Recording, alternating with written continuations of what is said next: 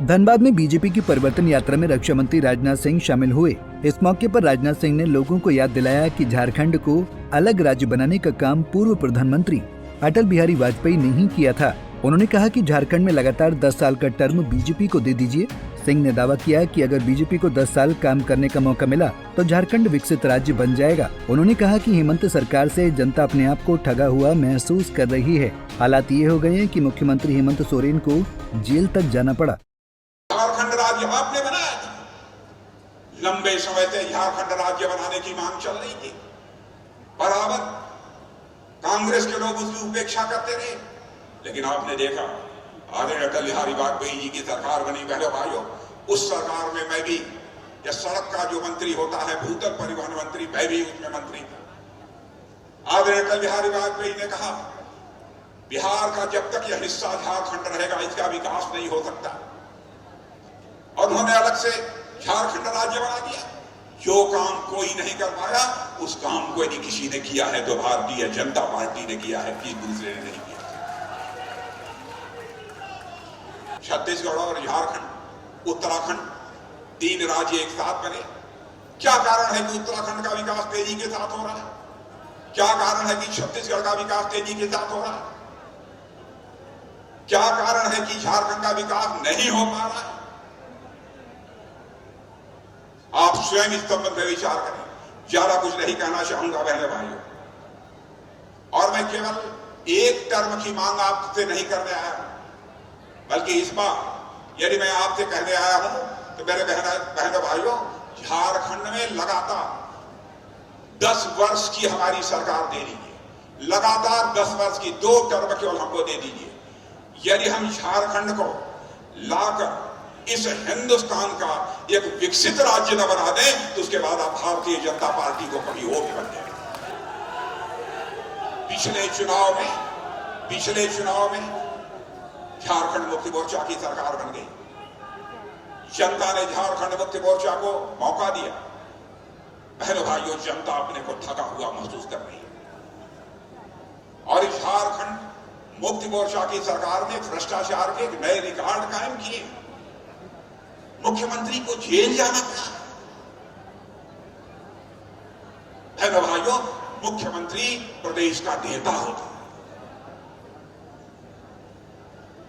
और उस नेता को जेल की हवा खानी पड़ी, वो भी भ्रष्टाचार के आरोप में। राजनीति ऐसे नहीं चलती बहनों भाइयों।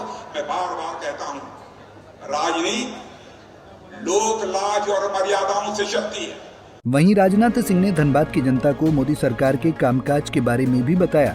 सिंह ने कहा कि अंतर्राष्ट्रीय स्तर पर भारत की प्रतिष्ठा बढ़ी है और भारत की आवाज को दुनिया का हर देश अब गंभीरता से सुनता है। सिंह ने बताया कि भारत ने 2014 से आर्थिक क्षेत्र में काफी तरक्की की है। उन्होंने कहा कि 2027 आते आते भारत दुनिया का तीसरा सबसे अमीर देश बन जाएगा। कौन इस सच्चाई को नकार सकता है? अंतर्राष्ट्रीय जगत में भारत की प्रतिष्ठा बढ़ी है। सारी दुनिया में भारत का कद ऊंचा हुआ है। पहले अंतर्राष्ट्रीय मंचों पर भारत कुछ बोलता था तो भारत की बातों को जिस गंभीरता पूर्वक सुना जाना चाहिए नहीं सुना जाता था, लेकिन आज भारत यदि अंतर्राष्ट्रीय मंचों पर कुछ बोलता है तो सारी दुनिया कान खोलकर सुनती है कि भारत बोल क्या रहा है। यह भारत की हैसियत सारी दुनिया में बनी है। हम दौलत के मामले में, अर्थव्यवस्था के आकार के मामले में, जो 2014 में हम लोगों की सरकार आने के पहले हमारा भारत दुनिया के देशों में 11वें स्थान पर खड़ा था, आपने देखा होगा कि 8 वर्षों के अंदर ही हमारा भारत हम दौलत के मामले में जो दुनिया के देशों में 11वें स्थान पर खड़ा था, वह जंप लेकर बहनों भाइयों आज दुनिया के देशों में 5वें स्थान पर आकर खड़ा हो गया।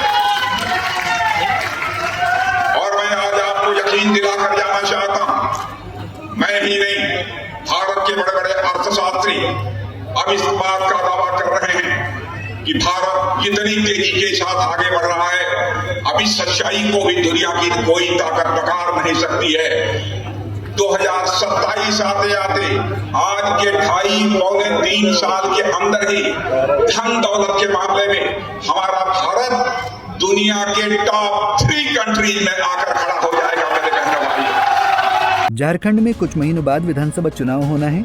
बीजेपी आलाकमान को लगता है कि वो इस बार झारखंड में सत्ता हासिल करने में सफल हो जाएगी, इसलिए बीजेपी के तमाम बड़े नेता झारखंड का दौरा कर रहे हैं। हालांकि ये वक्त ही बताएगा कि बीजेपी अपने मंसूबों में कितना कामयाब हो पाएगी। पंजाब केसरी टीवी के लिए धनबाद से नीरज कुमार की रिपोर्ट।